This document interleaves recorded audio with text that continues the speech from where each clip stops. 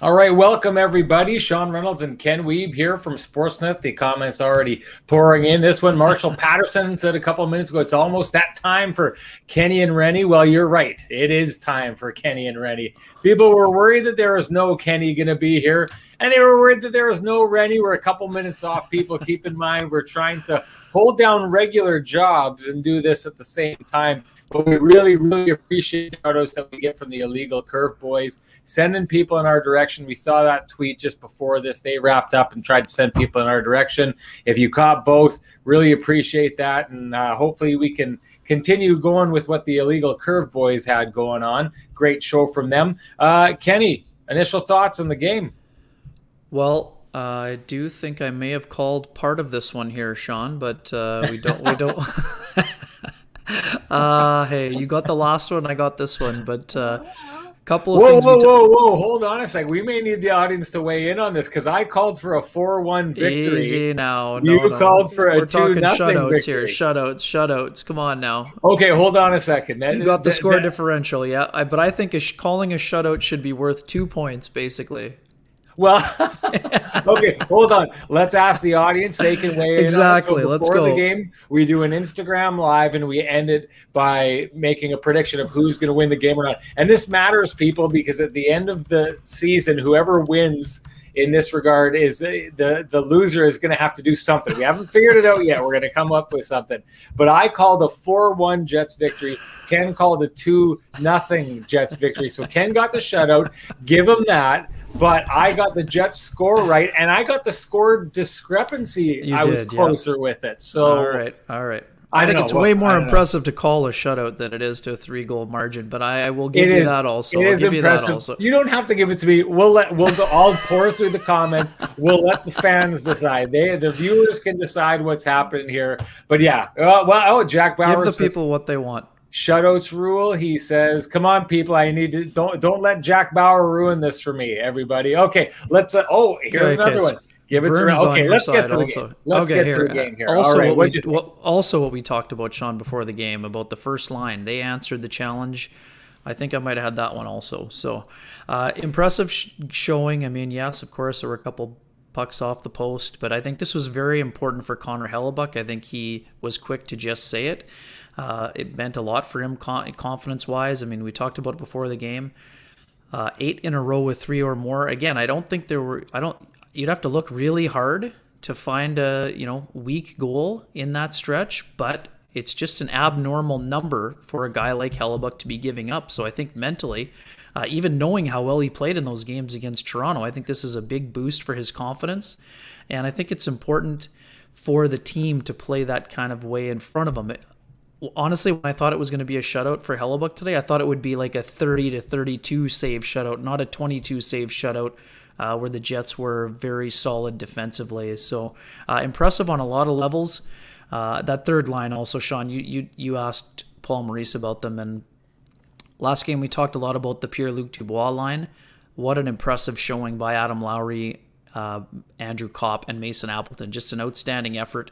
It wasn't just the 2 goals. It was the type of shifts that they had and the energy that they provided.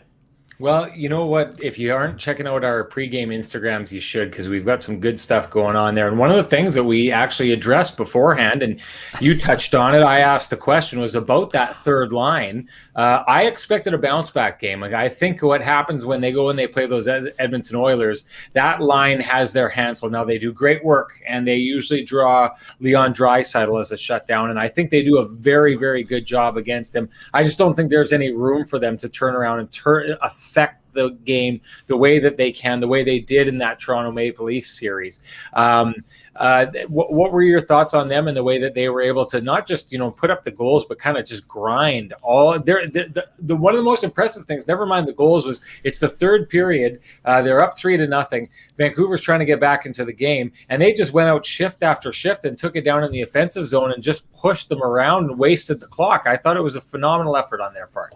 Yeah, and on that second goal, it basically was a minute of zone time where they just grinded the puck between down low and around the boards. I think it was just absolutely an excellent shift. And three things on that play. Really smart move by Josh Morrissey to identify where Andrew Kopp was And then what an effort by Kopp to get it across. I think in real time, I wasn't sure if he was tipping it, but that was obviously a play he was looking for Adam Lowry on the back door. That line was excellent. They had their legs moving. And I thought the other thing, too, I mean, the first line really set the tone, Sean. I mean, that's the kind of game they needed. You could tell it was wearing on Blake Wheeler based on his answer that he gave me and the body language where he gave it. I mean, but again, that's a guy who knows that it doesn't matter what the last 4 games meant. He still had confidence and knew that when he's hunting pucks and using his speed the way that he was, that line can be a dominant force out there, and that's exactly what they were tonight. Obviously, a special moment for Paul Stastny, too. Who cares if that's in garbage time? Here's a guy who spoke so eloquently in the morning about what it meant to him to tie his father in games played at 977 tonight. Really nice play to get it over. I mean, obviously, Demko was in between because he wanted to go to the bench and then he came back, but what a shot by Stastny. And that line really, really drove the play quite well also. And again, fourth line did the job when they needed to. And again, I think that I may not have agreed with the decision at the time, but I knew why it was made. We talked about it before. I thought that Tucker Poolman and Josh Morrissey together were definitely solid. I mean, they were a solid pairing, and I mean, I liked what I saw from Stanley and DeMello. Again, he's such a good partner. He's such a safe partner for no matter if he's playing on the top pairing or on that third pairing. You know what kind of minutes you're going to get from him. So pretty tidy effort overall from the Jets. And again, we know that this is a depleted Canucks lineup, but that doesn't matter, Sean. I mean, for a team that was going through its first, full on 2 games, a losing streak. I mean, whatever. I mean, they had lost 3 out of 4. There's no other way to put it. This is the closest we've seen to a wobble for the Jets, and they came back with an impressive showing. So I think impressive job. I mean, there weren't a lot of things you could really find in terms of complaints about the way that the Jets played. Again, did they catch some breaks? Sure, a couple posts, but again, goalies are always going to tell you that means they were in perfect position. Yeah, well, and he used that line. I don't know if I believe it. I think 2 of those posts, I don't think he saw it. But I mean, that tells you something right there. A lot of times people are going to say there were 3 posts in the game. One of them, though, he had mentioned he got a piece of it or redirected to the post. So it's a save. He makes the save on that play. It doesn't matter if it hits the boards or the post afterwards. It didn't go in. Then the other 2 posts, I don't think he sees. But I mean, that says something. To hit the post tonight, you needed to be in a position where he couldn't see where the puck was coming from.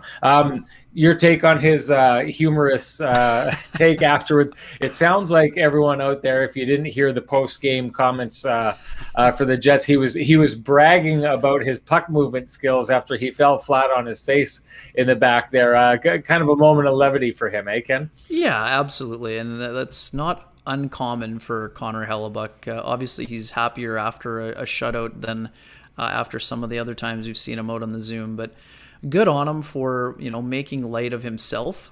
I think the other part, though, Sean, that was more impressive to me was there was another example of puck handling where he was much more eloquent, much more steady. Like the one time he had to play it from outside the trapezoid to inside above the goal line to inside the trapezoid, and then he moved it quite calmly. So there weren't a lot of bloopers in the game, but again, embrace the one that's out there. I mean, that's the way it goes. I mean, it's not always going to be pretty, but there was a lot of pretty for Hellebuck in there tonight. And again, he wasn't overworked. But as we've talked about before, Sean, sometimes those games when he's not getting high volume, it's a little bit tougher for him because he's a guy that likes to feel the puck a lot. He likes to have those scrambles around the net. There were a couple things we saw early in the first period when the Jets were looking to find their legs a little bit. I thought he had to be really solid when he went, kind of post to post on a few occasions. You could see that he was locked in right from the very beginning, and that had to give the Jets as a team enormous confidence afterwards. So, I mean, you see that early, your foundation and your rock is locked in like that. I think it allows a team to kind of have the time to get really rolling. Speaking confidence, Kenny, I'm starting to lose confidence in my ability to win the score battle. It looks like most people are siding with you on the shutout. So you'd asked Connor Hellebuck after the game about what a shutout like that can do for you. And I mean, I was almost surprised at the answer in that he's always so confident and so happy with his game that it almost seems like results don't matter as much to him as the process does. But it clearly meant something to him when he responded to your question that he was able to get the donut tonight. Yeah, I mean, it means everything. I mean, and then he It's talked exactly about, what he said. Yeah. Right, that's what I mean. I'm reading the quote. I mean, it means you finally perfected a game. I mean, and then the other part, which is classic Hellebuck, I'm never going to say that my game is perfect, but for one game with the guys in front of me, we played a perfect game. Yeah. I mean, then he talked a little bit about the luck, but hey, for a goaltender, that is an important thing. I mean, it's his third career shutout against Vancouver. We talked about this earlier on in the year. The Jets goaltenders have just this enormous confidence when they're playing the Canucks for whatever reason. Brossoit has played great. I think he's got 2 shutouts against Vancouver. That was the third time. Hellebuck has had a shutout against them. I mean, those goaltenders have played great. And then on the flip side, I think going into the game, Thatcher Demko is .956 or something ridiculous for the month of March and against the Jets as well. So they knew they were going to have to be sharp, and they really, they had to work for it. I mean, I think that, to be honest, I think that this is a 6-0 game were it not for Demko's brilliance pretty early. I mean, it was impressive. He kept them in the game. I mean, it could have really gone south for Vancouver, but that's the one thing you see from this group, Sean. Even when they don't have Pettersson, they lose Horvat, they still battle. I mean, this is a team that is really grinding. I mean, they got Jimmy Vesey is basically on one of the top lines. He just got picked up on waivers. I mean, that's not an easy thing for Coach Travis Green and his staff to go through, but hey, you can only play them when they're coming. And we talked about the importance of this 5-game set for the Jets, and I mean, it's hard to envision them playing a better game. I mean, I don't really know. What do you think they could have done better? Oh, I mean, so Connor Hellebuck, I think he called it their A-plus game, and Right. This is the game that they want to carry forward. I mean, I agree. I think that they were great in the first, better in the second, and I thought that they were even better in the third. They built and got stronger as that game went on. I thought that they left the Vancouver Canucks looking hopeless for long stretches of the game. You were right. Jimmy Vesey, I thought, was one of the players with the most spark on that team. But I mean, it just didn't see. It seemed to be one of those nights where they didn't have enough players with enough magic, or they stripped their magical players of their magic on a night like that. I thought they made Vancouver look pedestrian. Now, they worked hard, but it reminded me of some of the games they played earlier against the Ottawa Senators. And my take on it was always that Ottawa worked hard and they would grind, but they just didn't have the stars to score their way back into a game or to hang with the Winnipeg Jets stars. And I felt the same way tonight, except for the fact that a guy like Brock Besser is one of the highest scorers in the league, right? And Miller, JT Miller, is a phenomenal player. Yeah, they're without Pettersson, but they still have Quinn Hughes, who's one of the most dynamic offensive defensemen in the league. And I just thought they did a good job of taking the danger out of all those individual players' games for the most part. Yeah, Brock Besser has been exceptional for the Canucks, and even to the point where some of the media members in Vancouver think he's been their MVP. I mean, obviously, because Demko had a little bit of a slower start till this ridiculous run himself. I didn't notice Brock Besser really at all this game, and that you can't have that when you're down that many offensive players. And again, this is not pointing the finger at Brock Besser it's not like he cost his team the lead or the game, but they just didn't get enough out of Brock Besser in the game today. Some of their best chances were from Zach McEwen. I mean, he rifled that one-timer over the net, and then really nice toe drag coming out of the penalty box when he toe dragged on Neil Pionk, but just kind of there again. Hellebuck made himself big and boring, and he made the save. I mean, JT Miller, I'm a huge fan of the way that he plays the game, but didn't quite have that same fire today. And the other thing, too, we've seen a lot in this series that Vancouver's power play has been so good, but that was with Pettersson in it. I mean, we've seen a bunch of one-timers from Miller and Pettersson. I just didn't see that dynamic offensive effort at work. And again, part of that, I understand people are saying that the Canucks were terrible. Well, part of that was because the Jets played pretty well. I mean, that's why I wanted this up for you to read. I just feel the same way. I understand, but I mean, again, I like so when the Jets play a team like the Oilers and a team's opportunistic, then well, what's wrong with the Jets? Well, I mean, the Jets were now in that desperate position that we've so often talked about the teams coming in to play the Jets, whether it was Vancouver early or Calgary or, all of a sudden then it's Montreal desperate after a coaching change and after losing a few games, or, then it's Toronto upset after losing 2 in a row to Vancouver. I mean, Paul Maurice has said it often. I mean, the team that loses, sometimes there's a benefit for that team because it has their focus just so locked in because they don't want to have a losing streak happen. The Jets know they could say whatever they want, and yes, I do agree that their maturity was one of the reasons why they were able to play a steady game today. But they didn't want to lose 3 in a row. I mean, that's like the first thing that Andrew Kopp said after the last game. Make sure it's your hardest working game of the year and don't let it get to 3. I mean, those words you expect from all teams, but the ability to deliver, it's a lot harder to deliver than to just say. I mean, the actions match the words, I think, is the best way I could describe that.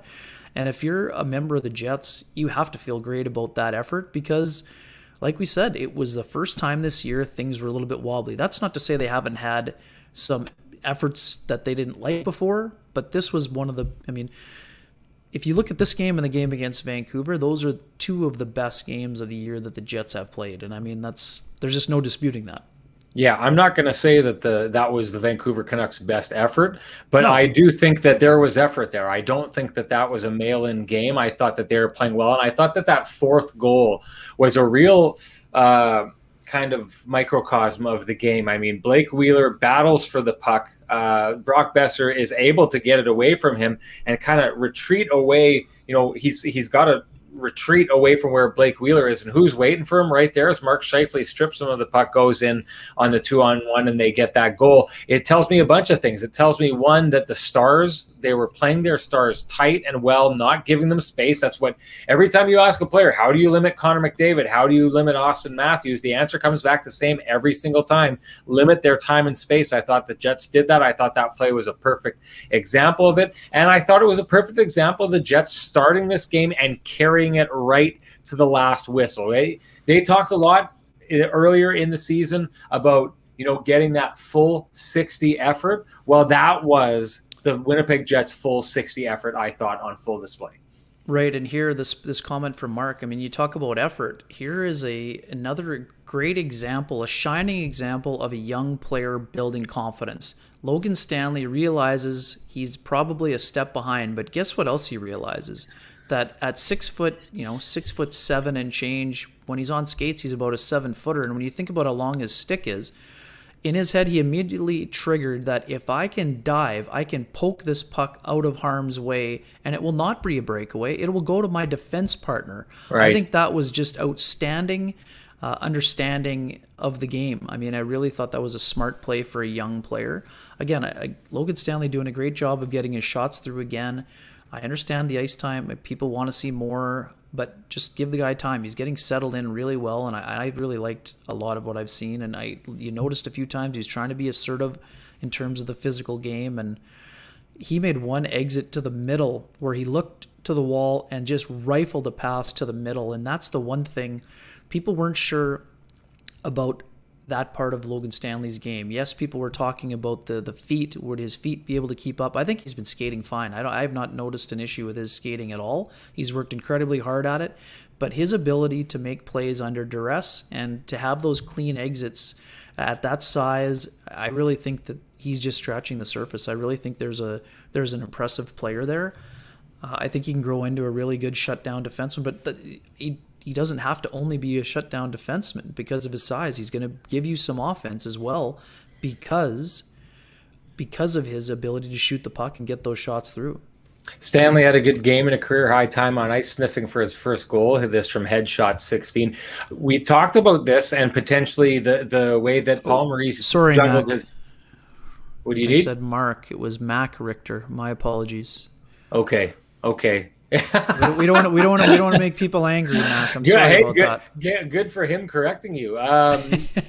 We talked about this before the game, moving DeMello down alongside Stanley and moving Poolman up alongside Morrissey the way that they did. I'd wonder if that was, Paul Maurice talked about it being a matchup decision. And we wondered about them doing a little bit more by committee tonight. Seemed to be to that degree. I mean, Stanley gets a career high time on ice. DeMello was around 17 minutes. Morrissey and Poolman a little over 19 minutes, and then Forbert and Pionk. Pionk led the way with, I think, 21 something. But I mean, really, really balanced along those pairs tonight. Yeah, and important. And I mean, again, too, they extended the lead, so you feel a little bit more comfortable in those situations. The fourth line got a few more pulls late in the game, which is also important. But again, it's because those guys are deserving. They're not making a lot of mistakes. I mean, I really think that they play very, very well together. So I think that's been an important thing. Like I said, I just think that Logan Stanley is gaining so much confidence as each game rolls along. He's really worked hard on his game, and he's turned a lot of those. He's made the critics turn down the volume quite significantly, and not only that, he's showing that he has an element of his game that some people had not seen before. I mean, some of those people may not have been looking that hard, but I'm really impressed by the job that he has done in order to put himself in this position. Yes, it's still a small sample size, but this is a guy who, the most impressive part of this whole deal, Sean, for me, is that after playing 13 in a row, he didn't play a game for almost an entire month, and it didn't impact his play when he came back into the lineup one bit. He didn't lose any confidence. He knew he was playing well before he went to the sidelines, and this also shows how hard he must have been working in order to stay sharp for when his number was called. Well, and to that point, I mean, take a look at different situations, right? But take a look at DeMello and Poolman spent some time out of the lineup, and Paul Maurice had talked quite a bit about them coming in and, trying to find their way back up to their game pace. So I think you're right. For a young player to spend as much time out of the lineup as Stanley did, and to be ready and make sure that when he came back in, he looked like he didn't miss a beat. And I won't even say that. I don't think he looks like he didn't miss a beat. I think he got better out of the lineup, which I don't think is easy to do. So give that young man credit. You can see in our comments, people are falling in love with the kid. He's doing a phenomenal job. I'm interested in this comment here from Tristan Rivers Music. Holding Van off the score sheet is great. Scoring 4 on Demko is another high point to not forget. He's been a brick wall of late. This is entirely right. You couldn't get more than 2 goals against him. How do you think the Jets were so successful against him tonight?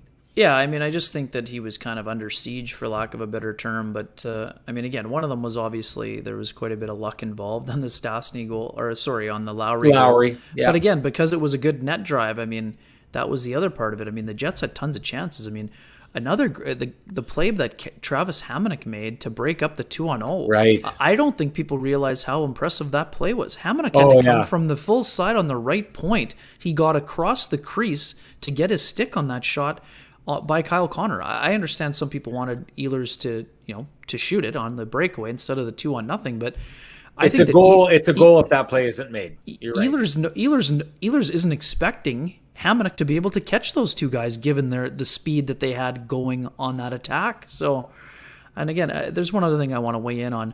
I know there were a lot of people saying that they didn't think that Stastny should have gone back across to Wheeler. I disagree totally. I think that Stastny got into a position where I think he wanted to shoot it, but he saw a little bit of an overcommitment from Demko, and I think that he thought Demko was going to be able to square him up. He couldn't one-time it, so once he couldn't one-time it, he thought that the overplay was happening. But the only problem is that split-second delay caused the puck to be behind Wheeler about half a foot, if you will, or a foot, and that because he had to reach back to get it instead of be able to hit it on a one-timer for Wheeler. If he hits it on a one-timer, it's in. But because the puck is just slightly back in his stance, that's how the pad save gets made. He can't elevate the shot. It was not a bad decision to go back to him, but it just didn't work out. And I understand there's been plenty of times when the Jets have overpassed. I don't think that was one of them. So I disagree. I think that he should have shot, and I was thinking that the whole way. But at the same time, you're not alone. I understand it. Well, and I'm not going to rip on a guy for making a play in real time, right? I'm sitting on my couch, with a bag of chips open on my lap and whatever. That's not true, but sitting back watching the game. And I mean, we can pick apart what a guy did left, right, and center, but to your point, I think the play was there. I think if he gets the puck to him a little cleaner, it's a goal. I also think that Demko, I thought, was stuck in no man's land. I don't think he overcommitted. I think he didn't commit to either guy, and was going to try and steal it on either side. And he ended up being able to steal it from Wheeler. But again, I'm not going to rip on a guy or call out a guy for making a play in real time while I'm sitting on my couch. It would be ridiculous to do so. DI is back in the house here, talking time for the Ekholm trade. Does a night like tonight make you feel like as good as everyone played, we're still at the situation where it's time to get that done? Yeah, I mean, for me, nothing changed in the 2 losses or in the win today. I think that we're still in agreement, both you and I. I think that there's still a need on the back end. Again, I think that Tucker Poolman played one of his better games today, and that's not to say that he's immediately going to be out of the lineup. You have to have some backing. So if that means there's a rotation or whatever else, I mean, that teams that are trying to win are trying to upgrade both in the now and for next year. So I still think they need to go out and get somebody. There's a question about Savard. Aaron Portzline told us on Friday he doesn't expect Savard to be available. So I'm not expecting Savard to be a guy that's a target. I've replaced him in the story that I posted here in the link on our trade deadline preview to Josh Manson. I think Josh Manson would be a guy that would fall into that similar category. He's got 1 more year left at $4.1 million. He's a right shot defenseman, 29 years old, physical, mobile. He's not going to put up points the way he did a couple of years ago. He's more of a shutdown defender, but he'd bring some size, some bite, but he's also a very skilled puck mover, and he is a leader. I mean, he's been to the conference final with Anaheim. He's got similar experience as Matthias Ekholm. Not as much playoff experience, I don't think, but he'd be a really valuable add if the Jets could get him. And maybe the price is a little bit lower than it might be for Ekholm. But again, if the Jets can get Ekholm, I think they should still take a big swing and do it. Yeah, I agree with that entirely. I'm trying to gauge because our mutual buddy Butter, who's always up and down our chat rooms here, was texting me and wondering what the difference in the price between Manson and Savard. And I would expect it to be more for Manson, but I mean, how much? And you'd said that 1 year at 4.1. Is that this year or next year? Would the Jets have him for another next year? Yeah, so he would fall in the same category as Ekholm, as a guy with term. So he would fit that plan for the 4-year window. Yes, it would complicate things for expansion. I know some people have been asking about Stanley versus DeMello in expansion. I don't think we're at that point yet, but it's definitely something that has crossed my mind. I've mentioned it in the article I posted, and I do think that there's a possibility, because of what the Jets may view the ceiling for Stanley based on his progression this season, that there could be some maneuvering there. And I think it's probably more likely that a side deal would be made. But I could definitely see Stanley being someone who, in July is protected by the Jets. Who won the side deals that they made? The last time around? Like, I would say Vegas won. Vegas basically won almost all of them. I mean, that's what I'm saying. You could argue that maybe the Jets did okay, but they still did give up something for sure.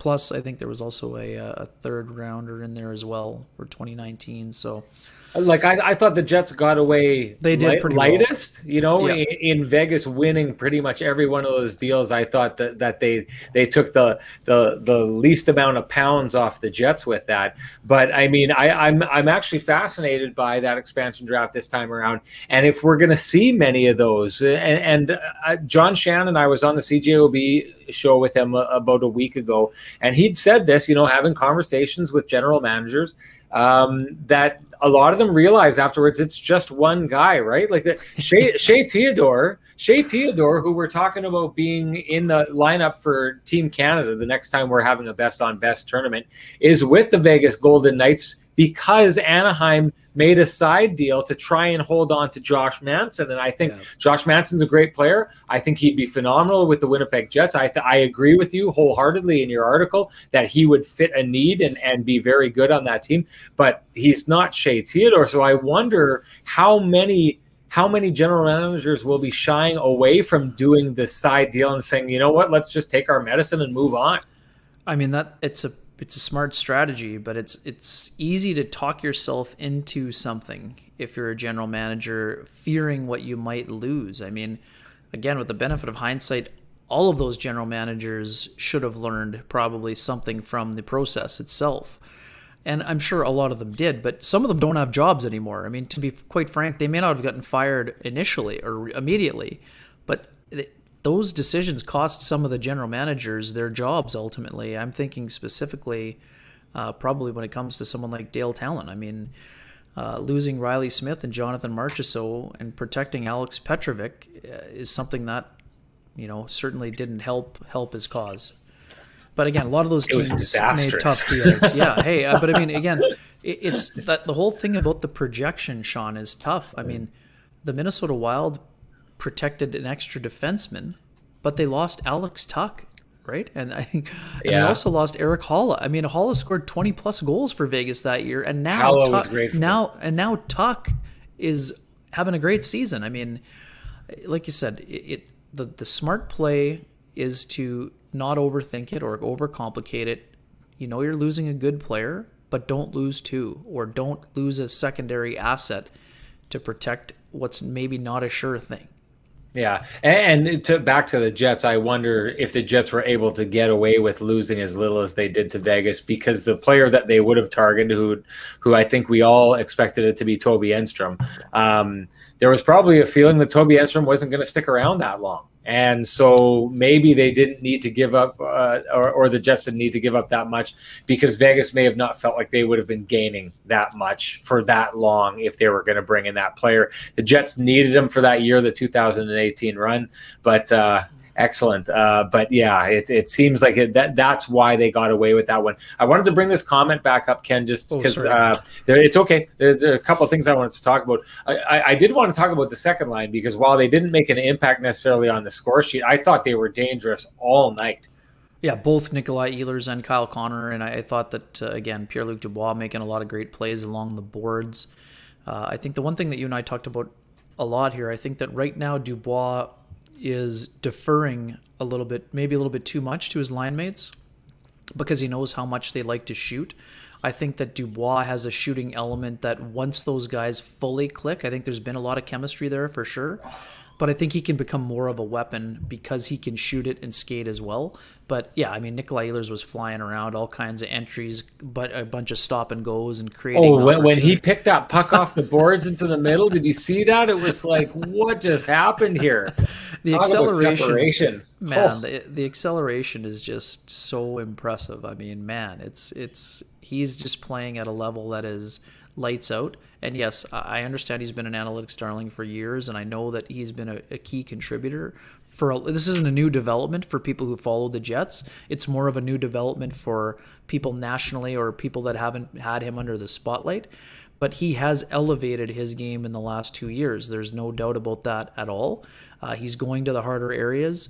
Early in his career, I think by his own admission, I mean, I spoke with him about it before last year, he spent a little bit too much time on the perimeter, which is it's not uncommon for a high-scoring junior player to spend time on the perimeter. But now he goes to the hard areas. He's smart about how he does it, but his ability to use his speed and look for his shot has just been exceptional. And he's just playing at a level. He's been able to just absolutely spread his wings, and I honestly think he's going to be a 40-plus goal scorer. I mean, I really do. In a full-length season, Ehlers is going to be a consistent 40-plus goal guy. I really do. You know what? I've talked with him, and he said he'd come on. Dave Cameron has great stuff and great analysis on Nick Ehlers. We should have him on one time and get him explaining to our audience here just why he thinks Ehlers has broken out the way that he has. Really, really interesting stuff. Before you move on from this, I want to play Chris Rubik 78's game here. 4 teams in the Scotia, your richer division, have a chance. What do the Jets have to do to win it? So, Ken, is it an Ekholm trade that they have to make, or can we say, are you confident the Jets can come out of this without making a move? Well, I mean, confident is a relative term based on the quality of the competition. I mean, I totally understand why people think that it's more wide open. Yes, that's true, but the Jets saw that they could play well for stretches and that those superstar players could still find a way to beat them in very recent memory. We also know that, based on the buzz coming out of Toronto, they're looking to add. I mean, depending on who you hear or listen to, they may be adding a goalie, they may be adding a top end forward, or they may be adding a top end defenseman. So the fact that they're willing to spend a Nick Robertson type plus a first rounder, I mean, we've talked about it before. It maybe becomes an arms race, and then how far are you willing to go in an arms race if you're not getting the primary target, right? That's where things get skewed for teams. You don't mind spending for the top target, but if you also have to spend on your second choice, you better make sure you get that second choice right. So, I mean, I think it's interesting. I mean, Butter's asking if the Jets could add 2D. I don't see that happening. 1D at the max, and then again, I honestly still don't think that. I know a lot of people don't agree.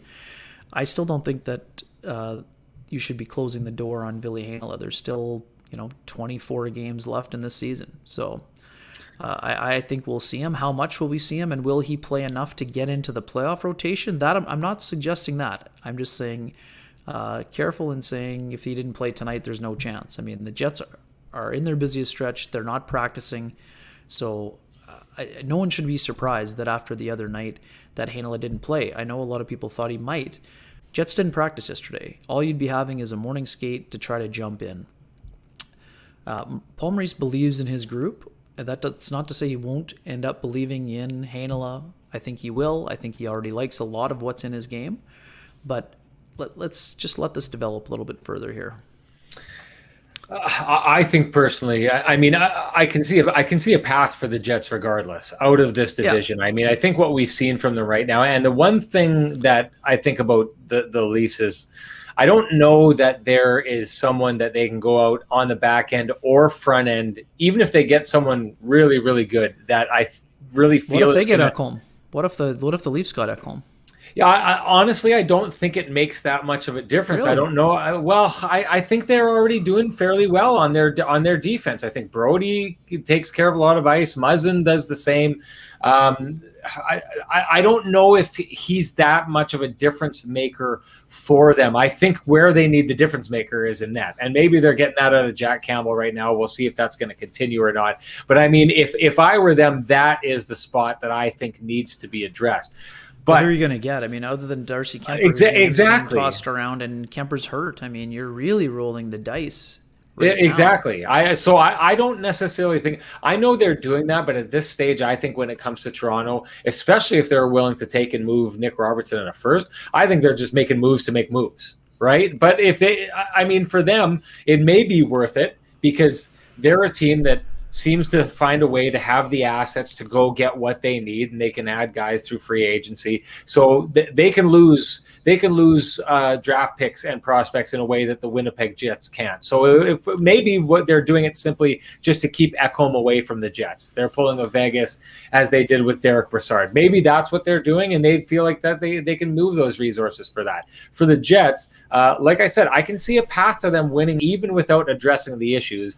And that is why I think it is critical that they do address the issue, because if they're good enough that I think they can get out of this division, no matter what other teams add, if they're good enough to get out of this division and they still have a fairly obvious failing within their roster, then you don't want to be going to the Final Four with a giant gaping hole. You don't want to be doing that, and that's why you have to address it. That's totally understandable. And again, the thing there's a similarity between the Jets and the Leafs in that the defensive prospects behind them are high. Heinola, Samberg, Chisholm, a couple other guys. For the Leafs, they have Liljegren, they have Sandin, so they have some backing. So I do agree that the Leafs don't necessarily need Ekholm for the second year the way that the Jets would really be able to use him because of the other guys behind him. But it's super interesting. I mean, I'm with you. I think there is a path for the Jets, and here's why. because they have the great equalizer. We're talking about Toronto not being sure about whether it's Freddie Anderson or whether it's Jack Campbell. Well, the Jets don't have a concern in net. They're comfortable with their backup, but they also know they have the potential game breaker in the division between the pipes. So I think that because of that, the Jets could survive, but I do think they're going to be looking for an upgrade. I just really do. I mean, they know where they're at, and I think it's the same thing. You want to provide a reward for a team that has shown you that they have the ability to compete. They've done it the last couple of deadlines, and I think they're going to go all in and do it again. Yeah, Shovel Day has established that philosophy, and both you and I have said, I mean, we got it out and we said it. We entirely believe that move is going to be made, and we both believe that Ekholm is going to end up in a Winnipeg Jets jersey. You want to handle this one? Just sorry, quick one, Eric. We touched on it a bit earlier. Manson did return tonight and played for the Anaheim Ducks against the Minnesota Wild. Is it concerning that he's only played 7 games this year? Of course, there's a risk involved with that for sure. He's been banged up a little bit the last couple of years, but again, I think he's the type of player that would fit in seamlessly for the Jets. He has a lot of skills that would fit what they don't have on the back end right now. So I still think he's worth a consideration for sure. I know a lot of folks here, I got a couple people sent me notes about PK Subban today as well. The Jets don't have the salary room for Subban, and if you were getting the 2018 version... Maybe in terms of the defense, the offense, could it help? For sure. He has experience for sure. I don't see PK Subban being on the list where the Jets are looking, or at least not right now. I do think he can help a team, but I don't think that just the money doesn't work, and I think that they would be looking for someone that has a little bit more of a defensive tilt or edge to his game. I want to get to Blake Wheeler and his leadership. We touched on it at the beginning. I want to get back to it. There was a quote he did in the post game. You'll have it there. But I'd asked him about Paul Maurice, had basically, I thought, made the threat that, the line wasn't going. He had faith that they could get going again and would likely go back to them in the future. But if he didn't see something out of them this evening, there was a good chance he was going to break them up earlier in the game. And we know from comments they've made in the past, especially Mark Scheifele loves to make it evident that he likes to play with Blake Wheeler. That's who he wants to be playing with. Kyle Connor was the other guy he likes to be with in the past. But, these are guys who want to stay on a line with each other. And I think fans sometimes think that they get their way in that. Regardless, I'd asked Blake Wheeler about, the threat of them getting pulled apart like that, if that has anything to do with the, with the response that we saw from them tonight. This is one of the favorite quotes that I've ever heard Blake Wheeler say before. He just made it evidently clear that this is not about him. It's not about Blake. It's not about Paul Stastny. It's about the Winnipeg Jets. And Paul Maurice has his full support, whatever Paul Maurice decides he needs to do to put this team in a situation to win. He's fully behind that. I just thought that message for the team to hear that on a night like tonight was vastly important. If he mixes it up, we have total faith that that's what's best for the team, and we'll just continue to do that going forward, was the exact quote. And the other part of that, too, is that because of the talent in the top 6 that the Jets have, it's not a demotion. If you get shuffled around, you're still going to be playing with some exceptionally talented individuals. So I think Blake Wheeler touched on this the other day as well when Scott Billick asked him about an optimal ice time. We know that earlier on, Blake would have probably admitted that he prefers to be playing 20 to 25 minutes. I mean, the other day he said 18. He stopped himself mid-sentence. He said probably 18 to 20 because that's what's best for the team. Right. I mean, I think that personal sacrifice element has always been important. And again, it's not just empty words. I mean, you went out and deliver. I mean, that's the type of thing a captain needs to do. And that's what Blake Wheeler did. Well, were you surprised? I was wondering how he was going to come back after that fiery ending to the last game and the frustration. Paul Maurice saying that the frustration usually means that you're right on it. Or was that you who said that in the pregame? Frustration. I said the other day, I love the fact that he was showing that. Normally, Blake is very calm. I love the fact that he showed that emotion the other day and that he was ticked off about it. I thought it was a good sign, and because I know that he didn't feel like things were going as terribly as some of the numbers might have suggested, and they did have some great shifts, but they didn't result in points. And then you make one error happens on the ice and it's in the back of the net. I like the fact that they embraced the challenge. And no, I'm not. I mean, I told you before the game, I expected, the reason why I said I didn't think there needed to be changes is because I thought that Wheeler and Scheifele and Stastny would play well, and that's exactly what they did. I mean, I thought he made it clear, to your point, that he didn't think that they'd been playing that poorly.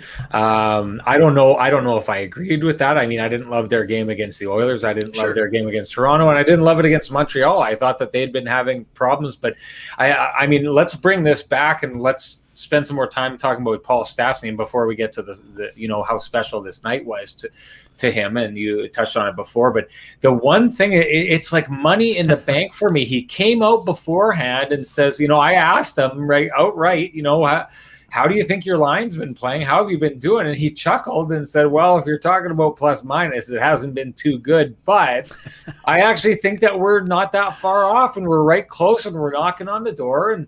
And he's got such a convincing demeanor. You can tell he believes it. And I'm not sure I believed it.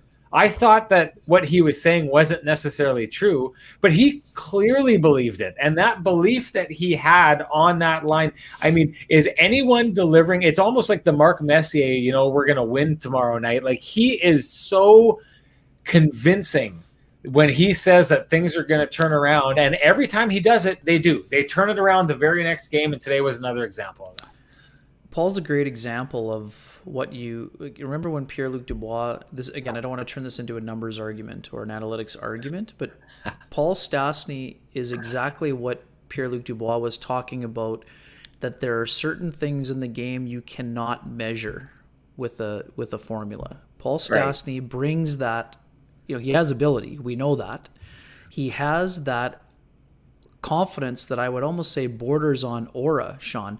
Like, the way he goes into every game expecting to play at his optimal level. Some nights the legs might not be there, some nights the hands may not be there, but he's the type of person that is going to squeeze, like you used that analogy, squeeze everything out of the orange that is possible on that night. And whether it's, sometimes it means supporting the puck better, sometimes it means getting a chip along the boards, but his hockey awareness and ability to see the play before it happens, that vision, is just exceptional. But for me, it dates back to the first conversation we had after the Stastny deal was made, Sean, at the Forks when we did our hit.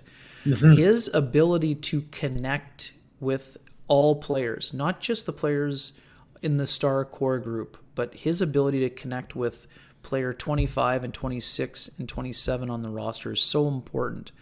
And Nate Schmidt, who is the absolute energizer bunny and known as probably the most positive person in the NHL, he played with him in Vegas, and he had some great, he just had some great answers to me when I spoke with him. He called him a unicorn because of how he carries himself, how he just gets the best out of everyone who's around him, but also gets the best out of himself. And that's something that you cannot place a value on that part of things for Paul Stastny. And then he's gone out and backed it up with performance.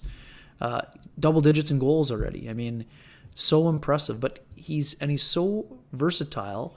You can play him anywhere in the lineup. You can play him at center. You can play him at wing. He's just such a smart player and so driven. All he wants to do is win. He's made a lot of money in his career. What he wants to do now is win a Stanley Cup.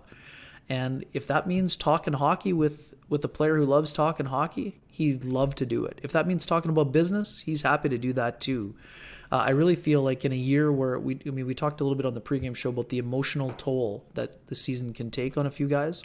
Mm-hmm. Having someone like Paul Stastny, who is a calming presence, but also has that happy-go-lucky demeanor, is so valuable for this hockey team. And it just, again, it doesn't always show up in the box score, but honestly, it's one of the big, it's a big reason for the Jets that they've had the success that they've had this year. I have no doubt.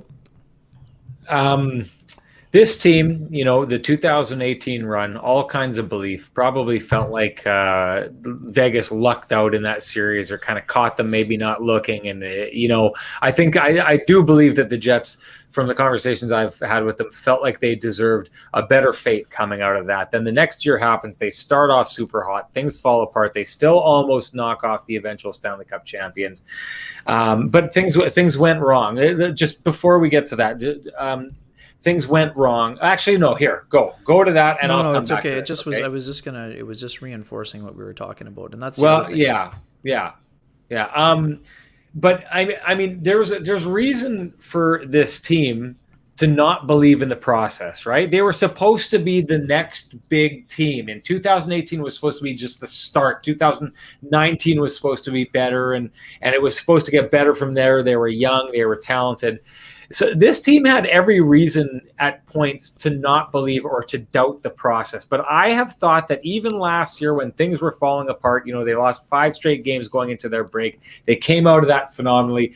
They've always erred on the side of faith with this team.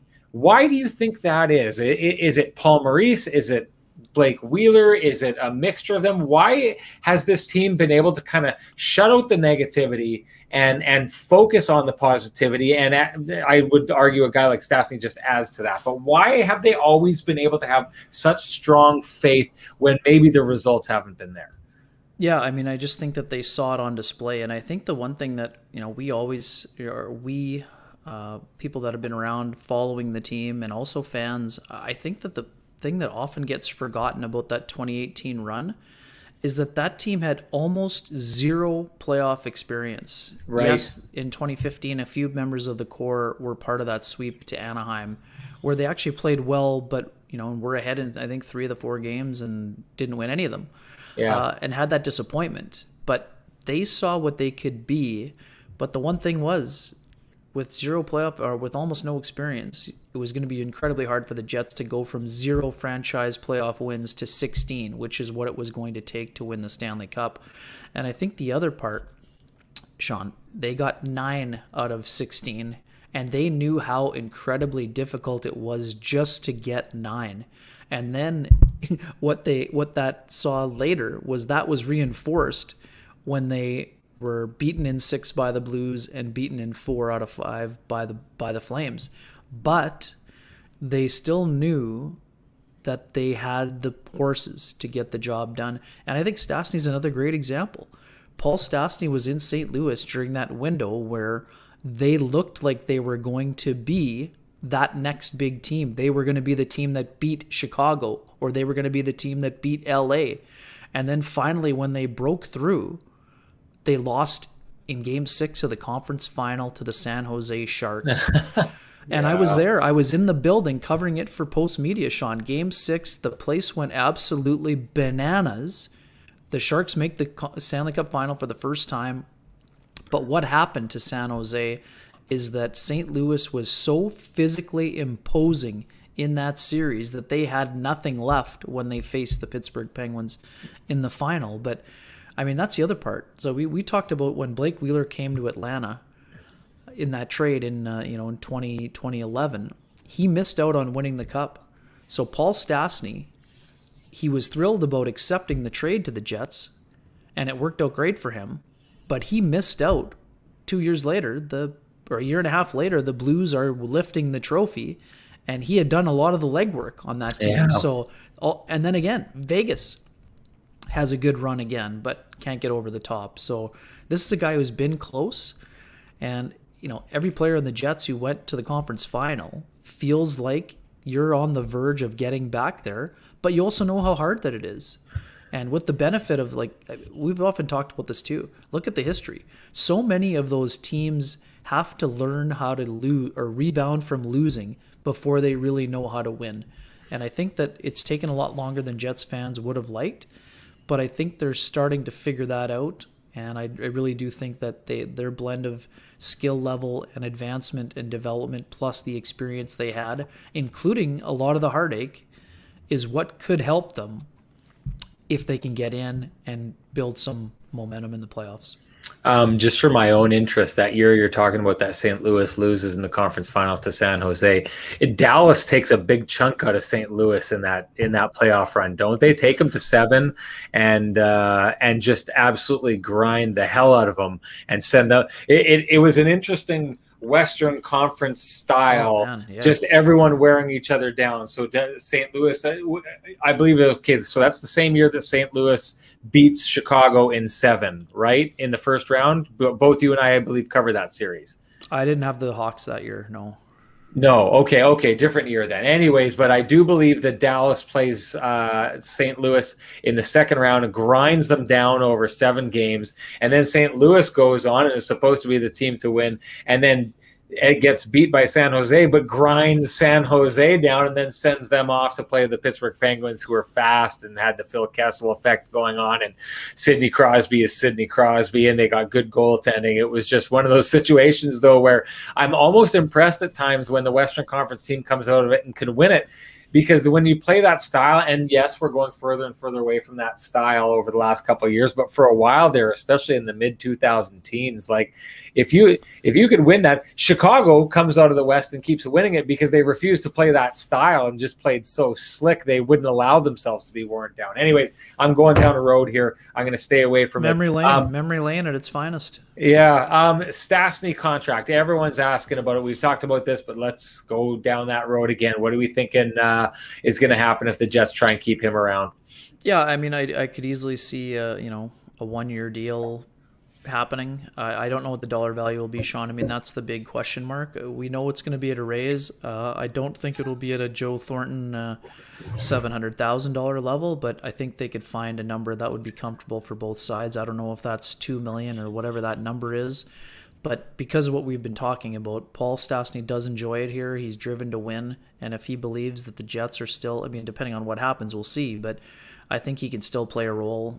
Whether again, the beauty of Stastny is it doesn't have to be a top 6 role. We expect it still could and should be, but if he had to get moved onto the third line, or something happens, he would be comfortable in that role because he's chasing the only trophy that matters to him. So I do think that there's I wouldn't say I don't know what a percentage I'd put on it, but I wouldn't be surprised. And I do think that the two sides will look at all options in order to try to make it work, because he understands the core group and where this team is at and what he can contribute to it. So I do see a path for them to extend the relationship beyond this season. I could it be a 2-year deal? Maybe, but I think that it's more likely to be a 1-year deal, and I think that that's a smart move for both sides. I mean, when he goes to Vegas, I don't think he's chasing money. I think he's still chasing the Stanley Cup. I just think he ended up in a place where he could do both, right? Get paid and chase the Stanley Cup. And I'm wondering, in your conversations with Nate Smith, do you think he felt like Vegas was as good of a fit as he's felt in Winnipeg these 2 times around?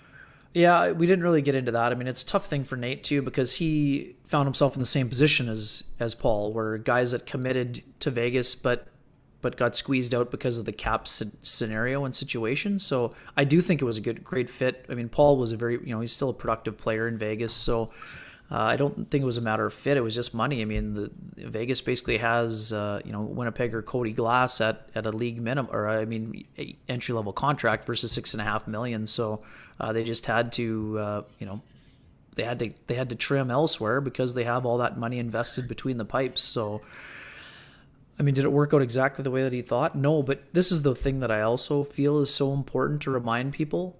Like, you understand why Jets fans would be offended if a player leaves, but if the 2 things he wanted were to get paid well and to go to a place he thought he could win.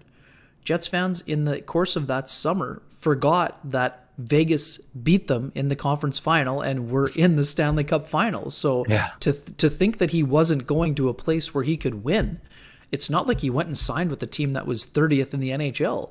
He signed with the team that was in the Stanley Cup final. So, I mean, you always understand, the emotional attachment, but to me, it reminded me of when Tanner Glass went to the Pittsburgh Penguins and Jets fans were offended. Well,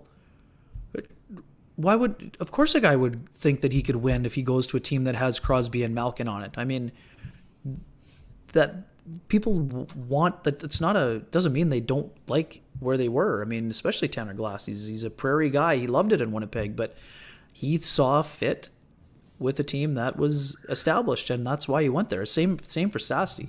And it's not just words. I mean, Paul has reiterated these things in interviews to me and others since, that he felt there was a chance he would come back to this market. And again, there you go. Great tax-free money. It's exactly it. I mean, the offers were very similar from my understanding, but the money goes a lot further when it's tax-free in Vegas or in Nevada. So it's been a really interesting thing to watch. And I think, the fun is just starting, Sean. I mean, this is just absolutely great. And there's twists and turns to follow.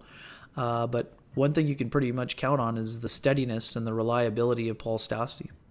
Here's something that I don't believe we've talked about enough in this market, but the fact that he left, the fact there's people who feel upset, that he left in the first place and chose another market over this market.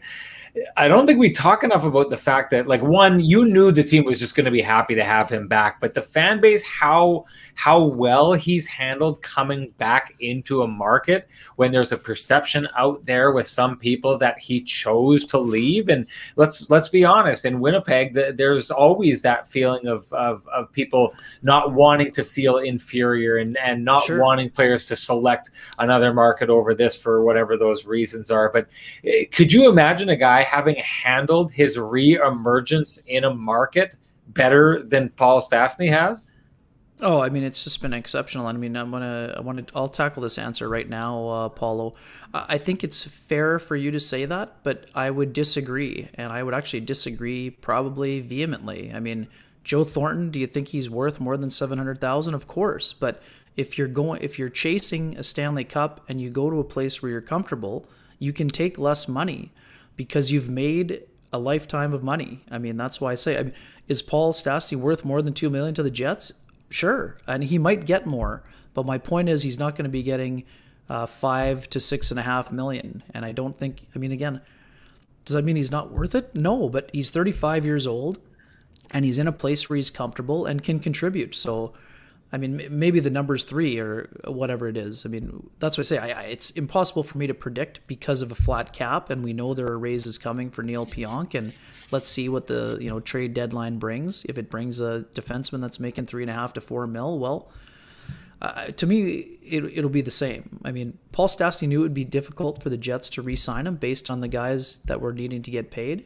It'll be the same. So he'll have a number in mind, what he feels comfortable with.